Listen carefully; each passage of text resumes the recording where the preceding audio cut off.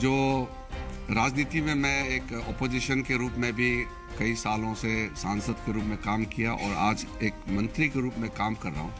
और जो हम एक ज़माने में मांग करते थे तो आज सपना साकार होते हुए एक संतुष्ट भाव भी हो रहे हैं। So I am addressing you with a sense of pride as well as a great sense of satisfaction. सबसे पहले तो पहली बार ऐसा महसूस हो रहा है कि नॉर्थ ईस्ट अब मेन स्ट्रीम हो चुके हैं। हमेशा हम सुनते हैं कि नॉर्थ ईस्ट को मेन स्ट्रीम में जोड़ना है, यानी कि परिस्थिति ऐसा था इस देश में कि दिल्ली या जो मेनलैंड इंडिया है उसको ही मेन स्ट्रीम मानते हैं और नॉर्थ ईस्ट जो है वो साइड स्ट्रीम है। ऐसा परिस्थिति था, इसलिए सब लोग कहते थे कि नॉर्थ ईस्ट को मेन स्ट्रीम में जोड़ना है। और आज मैं कह सकता हूं कि north East is already the main stream of the country, क्योंकि नरेंद्र मोदी जी के प्रधानमंत्री बनने के बाद जिस तरीके से नॉर्थ ईस्ट इंडिया को तवज्जो दिया है, नॉर्थ ईस्ट इंडिया को आगे ले जाने के लिए जिस प्रकार से काम किया गया है और शुरुआत में ही लुक इस पॉलिसी को एक्ट इस पॉलिसी में टर्न किया और फिर एक्शन शुरू हो गया, उसके बदौलत आज नॉर्थ ईस्ट पूरे के पूरे एक ट्रांसफॉर्मेशनल मोड में खड़ा हुआ है। डेवलपमेंट और पीस ये दो ट्रैक हैं और ये दोनों एक दूसरे से बिछड़ नहीं सकते हैं। अगर डेवलपमेंट नहीं होगा तो शांति अपने आप में बहुत ज्यादा महत्वपूर्ण नहीं होते और शांति के बिना डेवलपमेंट नहीं हो सकते। तो एक तरफ विकास का दौड़ और दूसरे तरफ शांति का दौड़, ये एक साथ चले हैं। और आज नॉर्थ ईस्ट इस तेज गति से आगे बढ़े हैं। मैं कह सकता हूं कि आने वाले दिनों में देश का सबसे बहुत ही इंपॉर्टेंट इकोनॉमिक हब बनने जा रहे हैं। सबसे पहले तो अभी जो हाल में निर्णय हुए हैं, नॉर्थ ईस्ट के 3 स्टेट्स हैं, असम, नागालैंड और मणिपुर में मेजर एरियाज में जो arm forces special powers act को हटाने का जो निर्णय किया है, ये क्रांतिकारी फैसला है। और जब arm forces special powers act हटाते हैं तो उसका मतलब क्या है? उसका मतलब सीधा सीधा ये है कि वहां शांति लौट आए हैं। 1958 में नागा एरिया में जो घटनाएं हुए, जो विद्रोह हुए थे, जिसकी वजह से arm forces special powers act को लाया गया था 1958, और इतना लंबा इतिहास है उसका, मैं अभी पूरा इतिहास में नहीं जाऊंगा। और इतने सालों बाद आज वो शांति का दौर लगभग लौट आ चुके हैं। अब कुछ जगह बच गए हैं, वो भी आने वाले दिनों में स्थिति को संभाल लेंगे और पूरे के पूरा नॉर्थ ईस्ट को arm forces special power act से मुक्त करने का जो प्रधानमंत्री मोदी जी का विजन है वो पूरा होगा।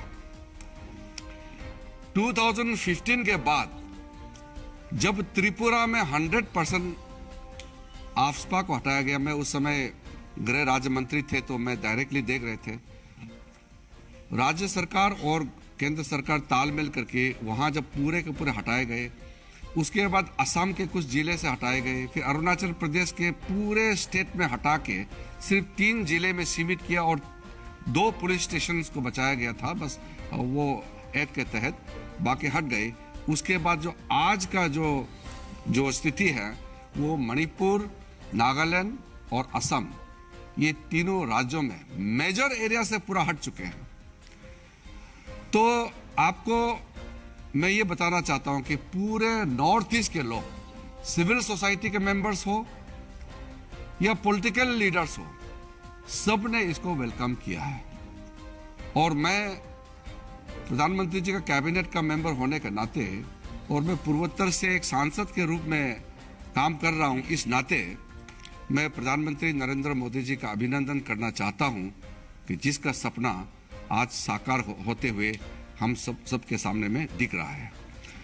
और मैं गृह मंत्री अमित शाह जी का मेरा तरफ से मैं धन्यवाद भी देना चाहता हूं और अभिनंदन भी करना चाहता हूं, जो मोदी जी का विजन को जिस तरीके से क्रियान्वित किया, जिस तरीके से जमीन पर एग्जीक्यूट किया, नॉर्थ ईस्ट के सभी मुख्यमंत्रियों से, पॉलिटिकल लीडर से जिस तरीके से अमित शाह जी ने संवाद किया और उसको गाइड किया, आज पूरे के पूरे अमित शाह जी का नेतृत्व में जो गृह मंत्रालय जो काम कर रहे हैं उसको भी सब सराहना कर रहे हैं। नॉर्थ ईस्ट के अंदर में भी काफी प्रॉब्लम्स है, जो इंटर स्टेट बाउंड्रीज होते हैं। अभी आपने देखा मेघालय और असम के बीच में जो मेजर डिफरेंसेस था, फर्स्ट पार्ट कंप्लीटली सेटल हो गए हैं और अभी सेकंड पार्ट जो सॉल्यूशन है वो भी होने वाले हैं। अरुणाचल प्रदेश और असम के बीच में जो बाउंड्री प्रॉब्लम्स है कई सालों से चल रहे हैं, कई जाने चले गए हैं, वायलेंट कन्फ्रंटेशन हुए हैं, कितने लोग मारे गए हैं। और असम और अरुणाचल का बाउंड्री को भी गृह मंत्री अमित शाह जी के नेतृत्व में दोनों अरुणाचल असम के मुख्यमंत्रियों से बातचीत करके वो भी इसी महीने के अंत तक पहला फेज सॉल्यूशन का शुरू होने का फैसला कर चुके हैं। और हम लोग चाहते हैं कि जितना जल्दी हो सके ये बाउंड्री सॉल्यूशन हो जाएगा।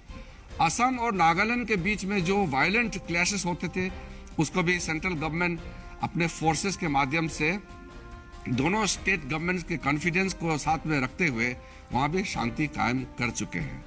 मिजोरम और असम के बीच में जो अनफॉर्चुनेट क्लैशेस हुए थे उसमें भी गृह मंत्री जी दोनों राज्यों के सरकारों से बातचीत करके वहां भी अभी शांति लाई है। तो इस प्रकार से विद इन नॉर्थ ईस्ट शांति पूरे तरफ से कायम है आज के दिन में। इसलिए मैं आपके माध्यम से देशवासियों को बताना चाहता हूं कि नॉर्थ ईस्ट जो बदनाम होते थे, नॉर्थ ईस्ट में जाने से पहले लोग डरते थे, मुझे भी पूछते थे कि हम नॉर्थ ईस्ट घूमना चाहते हैं, सुंदर जगह है, लेकिन जाना वहां क्या सेफ है, क्या नॉर्थ ईस्ट में घूमना, नॉर्थ ईस्ट में विजिट करना संभव है क्या, इस तरह के सवाल करते थे। आज कोई भी, चाहे वो हमारे देश के नागरिक हो या विदेशी हो, नॉर्थ ईस्ट में आराम से आप जा सकते हैं और किसी भी जगह वहां आप आराम से घूम सकते हैं। कोई टेंशन, कोई वायलेंस इस वक्त पूरे के पूरे पूर्वोत्तर राज्य में नहीं है। इसके लिए देशवासियों की ओर से, पूर्वोत्तर के राज्यों की ओर से मैं प्रधानमंत्री जी का फिर से अभिनंदन करना चाहता हूं। अब आप सोचेंगे कि इतना जल्दी इतना शांति कैसे लाया, इसका सारा डिटेल्स पार्टी के यहां से नोट बनाए हैं, आपको सर्कुलेट करेंगे, मैं ज्यादा लंबा नहीं बोलूंगा। लेकिन इतना शांति जो लाए हैं उसका मुख्य दो कारण है। एक तो लोगों तक हमने पहुंचे हैं, मोदी जी का सरकार का जो कार्यक्रम है वो टू प्रोंग्ड स्ट्रेटेजी है। एक डेवलपमेंट के माध्यम से लोगों तक पहुंचना, दूसरा लोगों का इश्यूज को, जो वहां फैक्शंस है, जो डिससेटिस्फाइड लोग हैं, जो इंसर्जेंट एक्टिविटीज जो करते हैं, इंसर्जेंसी में जो लोग इन्वॉल्व है, उनसे वार्ता करना। और पिछले इन कुछ सालों में आपने जो देखा होगा, जो एग्रीमेंट किए हैं, जितना भी जो सेटलमेंट हम लोगों ने किया है, जैसे कि बोडो एकॉर्ड जो हुआ है जनवरी 2020 में, कार्बी आंगलोंग एग्रीमेंट हुआ है 4 सितंबर 2021 में, उसके बाद NLFT जो त्रिपुरा का है उसका एग्रीमेंट किया था अगस्त 2019 में, फिर ब्रू रियांग का जो 23 ईयर ओल्ड क्राइसिस था रेफ्यूजी का, उसको सेटल किया है, और 37,000 जो डिस्प्लेस लोगों को फिर पुनर्स्थापित करना। इस तरीके से एक के बाद एक जो सेटलमेंट किया है, उसी के बदौलत आज इतना लार्ज एरिया से arm forces special powers act को हटाने में कामयाब हुआ है, शांति लाया है, इसलिए आफ्स्पा को हटाने में मदद मिली है। तो इस प्रकार से जो लोगों में कॉन्फिडेंस जो आए हैं, प्रधानमंत्री 50 बार से ज्यादा विजिट कर चुके हैं अपने कार्यकाल में, ये ना पहले किसी ने सोचा और भविष्य में भी संभव है। ये प्रधानमंत्री मोदी जी ही कर सकते हैं कि नॉर्थ ईस्ट का, जिसको अष्टलक्ष्मी कहते हैं, हमारा 8 राज्य है, इतने खूबसूरत राज्य हैं, इतने बार प्राइम मिनिस्टर पर्सनली विजिट किए हैं, इंटरेक्शन किए हैं, और उसके साथ साथ जो एक्ट इस पॉलिसी के तहत जो विकास का दौर लाए हैं, इसी साल आप सोचिए, इसी साल का 22-23 का बजट में 76,000 करोड़ बजटरी आवंटन जो किया गया है, 7,500 का इंक्रीज है। 7,500 का जो इजाफा होना, जंप होना, ये अपने आप में ऐतिहासिक है। एक रीजन को इतना बड़ा इकोनॉमिक सपोर्ट, फाइनेंशियल सपोर्ट मिलना, और साथ साथ में जो प्राइम मिनिस्टर डिवाइन, जिसको बोलते हैं prime minister development initiative for the development of north eastern region, 1500 crore, this is a very unique. ये जो किसी कार्यक्रम में अगर नहीं आता है तो ये पीएम डिवाइन के माध्यम से नॉर्थ ईस्ट का जो यूनिक स्कीम्स एंड प्रपोजल्स है उसको कंसिडर किया जा सकता है। तो इस तरह का प्राइम मिनिस्टर ने जो नॉर्थ ईस्ट के राज्यों को मदद किया है, मैं समझता हूं अब चैलेंजेस नॉर्थ ईस्ट के स्टेट्स और लोगों के ऊपर है। इतना सपोर्ट सेंट्रल गवर्नमेंट से मिली है, उसको खर्चा करना, उसको यूटिलाइज करना, इसको इस्तेमाल करके लोगों तक इसका लाभ पहुंचाना, ये आप पूरे के पूरे जो जिम्मेदारी है हमारे नॉर्थ ईस्ट के 8 राज्यों के ऊपर है। बाकी तमाम स्कीम, लास्ट माइल डिलीवरी जितना स्कीम्स हैं, इंडिविजुअल बेनिफिशियरी टारगेटेड स्कीम्स जितने भी हैं, गवर्नमेंट ऑफ इंडिया के जो फ्लैगशिप स्कीम चल रहे हैं, उसको तो आप लोगों को भी जानकारी है। आज किसी ने जो सपना नहीं देखा कि हमारा गांव में रास्ता पहुंच सकते हैं, उसको रास्ता मिली है। जिसने कभी बल्ब नहीं देखा इलेक्ट्रिसिटी का, आज उसके घर में बल्ब मिल रहे हैं। दूर दराज इलाके में जो टेलीफोन नेटवर्क नहीं है, उसको इस बार के स्पेशल जो कैबिनेट ने अप्रूवल दिए हैं, उसके तहत अब जहां केबल नेटवर्क लाइन हम नहीं बिछा सकते हैं ज्योग्राफिकल डिफिकल्टी की वजह से, वहां टावर इरेक्शन करके हर एक गांव को 2024 तक 4G नेटवर्क पूरे नॉर्थ ईस्ट के कठिन से कठिन इलाके तक 4G का नेटवर्क पहुंचाना, यह अभियान भी शुरू हो चुका है। तो जो 4 कॉर्नर्ड अटैक जिसको हम बोल सकते हैं, डेवलपमेंट का अटैक, कि कोई डेवलपमेंट से वंचित ना रहे, इस प्रकार का हमारे आदरणीय प्रधानमंत्री, हमारे विजनरी लीडर, देश का ही नहीं विश्व का आज सबसे लोकप्रिय नेता, जन नेता नरेंद्र मोदी जी के नेतृत्व में जो नॉर्थ ईस्ट ने देखा है, वो एक, मैं कह सकता हूँ, ऐतिहासिक है।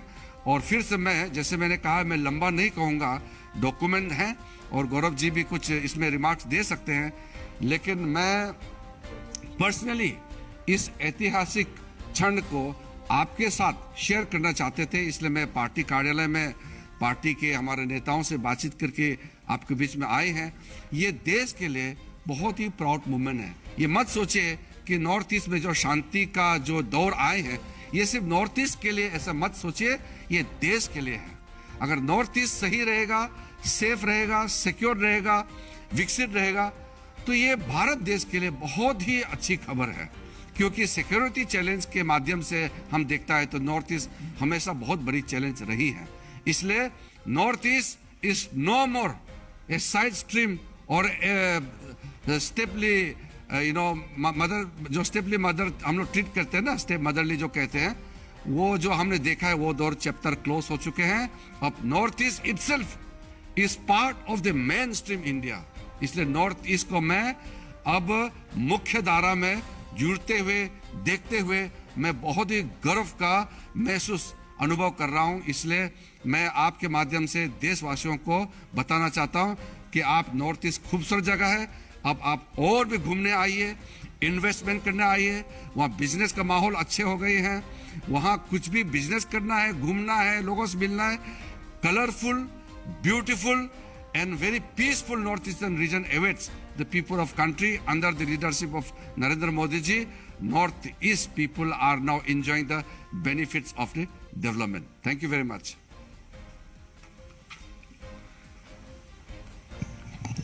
Thank you, Kiran ji. It couldn't have been expressed more beautifully and succinctly. And taking forward what Kiran ji just said, it is truly A historic decision by the government led by our respected Prime Minister Shri Narendra Modi ji for reasons that I would place before you. हम सब जानते हैं, अगर असम का उदाहरण दें, 3 दशक से ज्यादा से वहां पे आफ्सपा लगी हुई थी और इसको वहां से हटाना, और नागालैंड और मणिपुर के भी क्षेत्र हैं जहां से इसको हटाया गया है। यह ऐतिहासिक इसलिए भी है क्योंकि यह दिखाता है किस तरह से श्री नरेंद्र मोदी जी के नेतृत्व में जो हमारी नीतियां हैं वो बिल्कुल स्पष्ट हैं। किस तरह से एक लगाव है, जुड़ाव है प्रधानमंत्री श्री नरेंद्र मोदी जी को पूर्वोत्तर के जो राज्य हैं उनसे, और केवल ये इस मामले में नहीं, इससे पहले भी देखा गया है कि एक नीति निर्धारित करने का जो तरीका होता है उसमें एक बड़ा बदलाव आया है। There is a change in the policy and approach of the government. इससे पहले कोई बड़ी परेशानी अगर देश में होती थी या मसला होता था, कोई डिस्टर्ब्ड एरिया होता था, तो सरकार मानती थी कि इसको अलग थलग कर दो, इसकी अनदेखी कर दो, लोगों से बात करने की जरूरत नहीं थी। और यह बड़ा बदलाव है इस सरकार में, चाहे अनुच्छेद 370 का संशोधन हो, जो कि 7 दशक से ज्यादा किसी सरकार में हिम्मत नहीं थी कि जिसको बदल दे, और चाहे वो आफ्सपा को इन क्षेत्रों से हटाना हो, कि पहली बात तो हम लोग अगर कोई परेशानी है तो उसकी अनदेखी नहीं करेंगे, उसको आइडेंटिफाई करेंगे। दूसरी बात, कितना भी बड़ा मसला क्यों ना हो, उसका हल संवाद से और वार्ता से ही निकलेगा। जो हमारे भाई बहन नागरिक हैं उनसे बातचीत करके ही निकलेगा। यह मूल मंत्र है इस सरकार का। और जहां पहले जो परेशानी होती थी उसको अलग थलग कर दिया जाता था, अब बातचीत करके मसले को हल करके उसको इंटीग्रेट किया जाता है। यह संभव इसलिए हुआ है क्योंकि पूर्वोत्तर के राज्य जहां हम देखते थे disruption and protest was the norm, और किरण जी से बेहतर ये कोई नहीं जानता है,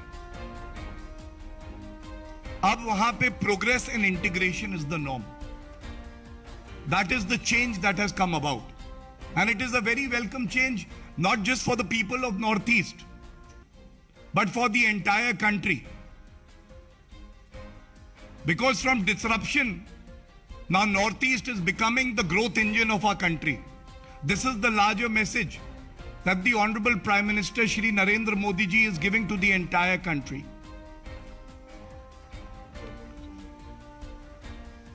There has been a lot of politics also when it comes to the invocation of AFSPA. This historic decision also gives out a strong message how to balance between the liberty guaranteed to a citizen as well as the national security of the country. And I would not be wrong in placing these very relevant facts which show the honest, pure intention of the government. It was on 30th of December 2021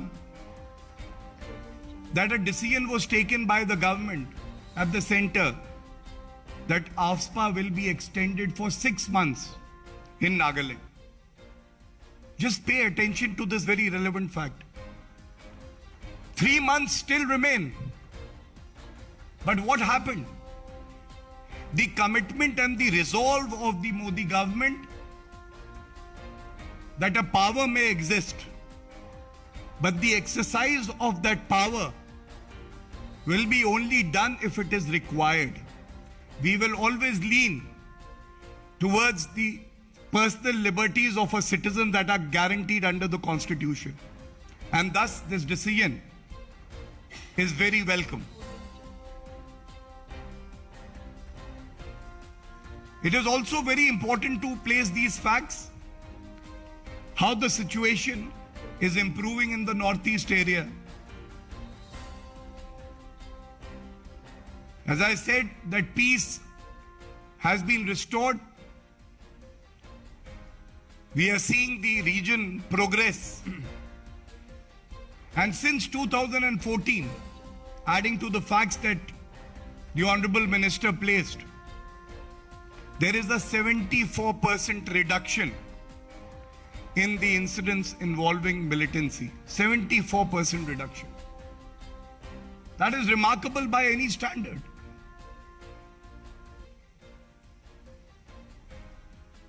The extremist groups and the extremist elements, 7,000 of them have surrendered arms. Believing in the philosophy of the government, believing that they also belong to the mainstream of our country, and it is only through development that they can also achieve their aims. This augurs well for our democracy as well as for the people of Northeast. मैं ये जरूर कहना चाहूंगा, इस सरकार के 3 लक्ष्य रहे हैं जब पूर्वोत्तर राज्यों की बात आती है। खासकर हमने हमेशा ऐसी नीतियां बनाई हैं जिससे जो नॉर्थ ईस्ट की सांस्कृतिक धरोहर है उसकी हम रक्षा कर सके। दूसरा उदाहरण दिया था, मंत्री जी ने बताया किस तरह से जो बड़े मुद्दे जिनको कहीं ना कहीं बातचीत करने से भी पिछली सरकारों को डर लगता था या उनमें वो क्षमता नहीं थी, वो स्पष्टता नहीं थी नीति की, उनको हल करके दिखाया है। विवादों का निस्तारण प्रभावी ढंग से हो, कोई समस्या ये नहीं कि लटकी रहे, अटकी रहे और काम चलता रहे। इस देश को आगे बढ़ना है, मजबूती से बढ़ना है और केवल एक ही तरीका है उसका। Long standing disputes have to be resolved amicably by dialogue, and we have to ensure that India becomes stronger. And I am proud to say on behalf of the Bharatiya Janata Party that under the leadership of Shri Narendra Modi ji, we are achieving that goal. And तीसरा जो प्रमुख उद्देश्य है वो ये है कि पूर्वोत्तर के राज्यों में प्रगति हो, वो भारत की मुख्य धारा से जुड़े और जो सौतेला रवैया, जो बात अभी उठाई गई, पहले की सरकारों ने पूर्वोत्तर के राज्यों से किया है उसको बदलना होगा और वो बदल रहा है। ये हम सब के लिए गर्व की बात है। These are the points I wanted to put forward. If there are any questions, we'll take those. Now I open the floor and I request you to kindly restrict yourselves to questions on this issue. Please. Yes, please.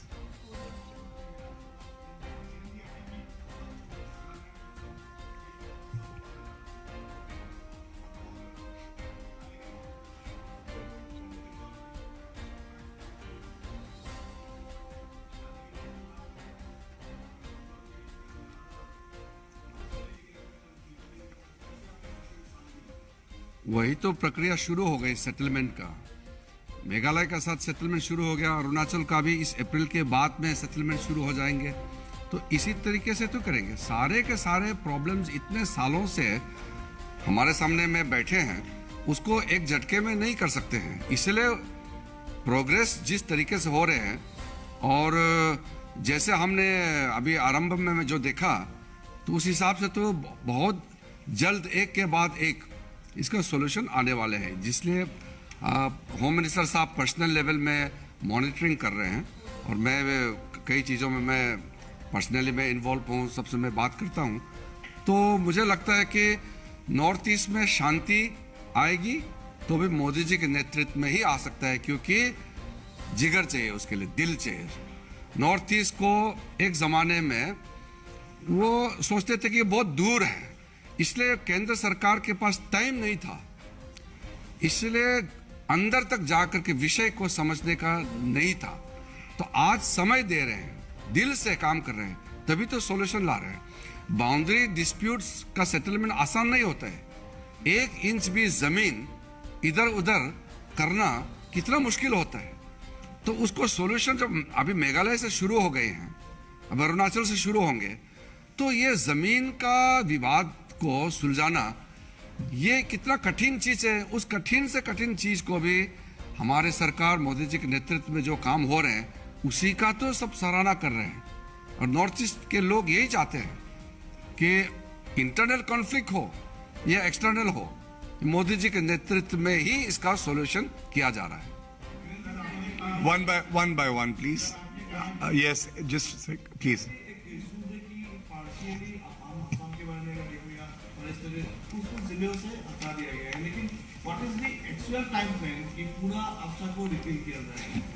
देखिए, आप इस चीज को मैंने पहले भी कहा था कि you have to understand this issue. AFSPA is removed when the security situation improves. So when AFSPA provision is removed from major areas, that means the security situation is improved tremendously in those areas. Now confined to few areas where AFSPA is still there, this also will go as the situation improves. That is, it is a... Excuse me, can you wait one question each and then we'll come back to you. Payal ji, please.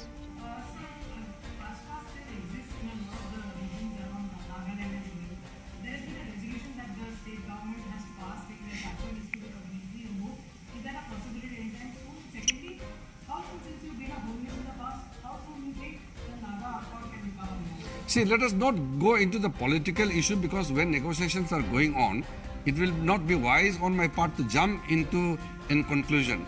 But what I'm saying is, the removal of AFSPA from the large area is a reflection of the improved security situation in the whole of Northeast. So right from 2015 up till now, so many areas have been free from AFSPA. That shows that the security situation is improved. Sir, actually, this question I have that in Assam also negotiation is going on with ULFA, I and ULFA. No, let us not go into the detail of this discussion and all. We are specific on what we have achieved so far. And we are hopeful for achieving much more in the future for the remaining unsettled issues. The progress up till now has been so encouraging. That itself is something we must celebrate, which were not paid attention by any of the government in the past. And today Modi ji's government is doing so much for Northeast. This is why I said when I speak to you, I'm speaking with a sense of satisfaction as well as pride. Just one by one, please. After this. क्या चीज का? आपस में विकास आएगा, शांति आएगा तो opportunities आएंगे, तो रोजगार पैदा होगा। जब आप विकास ही नहीं होगा तो इतने साल तो कांग्रेसियों ने नॉर्थ ईस्ट को बर्बाद करके रखा था। अब इसको मोदी जी के सरकार ने शांति के साथ साथ विकास के दौर लाए हैं, तो इसी से तो रोजगार आएगा, इसी से तो विकास आएगा। इतना डिटेल में जैसे कहा ना कि इतना डिटेल में जाएंगे तो फिर प्रेस वार्ता नहीं हो पाएगा। Yes, one by. Let him first and then.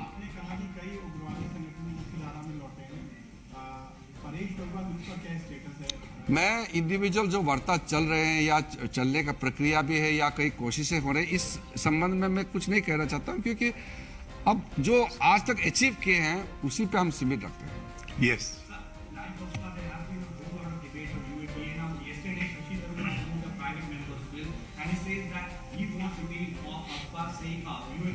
Saying that there have been very less of conviction rate. Now, after he moved the bill, a statement came from a radical organization like PFI, and they have also demanded the same. How do you see this? See, there are many organizations in the country who are involved in all illegal and disruptive activities. So every member of parliament or every political party must think before making a statement or moving any resolution in the parliament that the security of the country is supreme.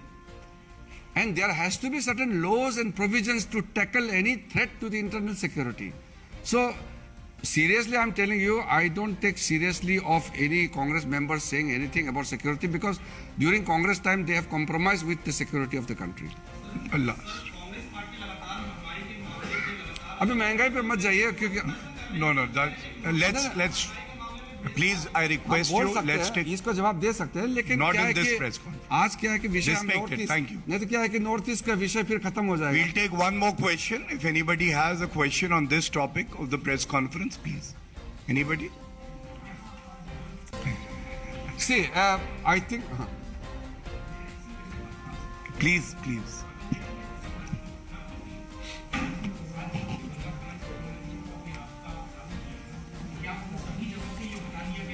देखिए अभी specific पे मत जाइए, because वो incident का inquiry चले, उसका अलग से रिपोर्ट हो रहे हैं, तो उस पर मैं कमेंट नहीं करना चाहता हूँ, बिकॉज वो डाइल्यूशन हो जाता है. जो ओवरऑल अचीवमेंट प्राप्त किया है वो इतना बड़ा अचीवमेंट है, उसको तो हम पहले तो समझ लें, बाकी इंडिविजुअल इंसिडेंट को हम बाद में बात करेंगे. See finally I want to end, because most of the questions are very very similar to each other, I want to end with this note. North eastern people are very emotional people. If the central government understands the feeling of northeastern people, they will come closer. If central government does not have time for the northeast, then there is a feeling of alienation. That is why since Modi ji has become Prime Minister of the country, he has reached out to nook and corner in every section of society in northeastern region. That is why people are joining Modi ji, people are joining BJP. And I must tell you that today northeastern people do not feel Delhi is far away, because Delhi is going and reaching out to the northeastern people. Ministers are traveling to the villages, cabinet mantri, rajya mantri, senior officers सब north east जा रहे हैं, और prime minister particularly monitor करते हैं. ये सब साधारण मत समझिए. To win the heart and minds of the people of northeast has to be done through reaching out to them. This is what Modi ji has done. And Modi ji-led government has been a tremendous success in terms of reaching out to the people of Northeast.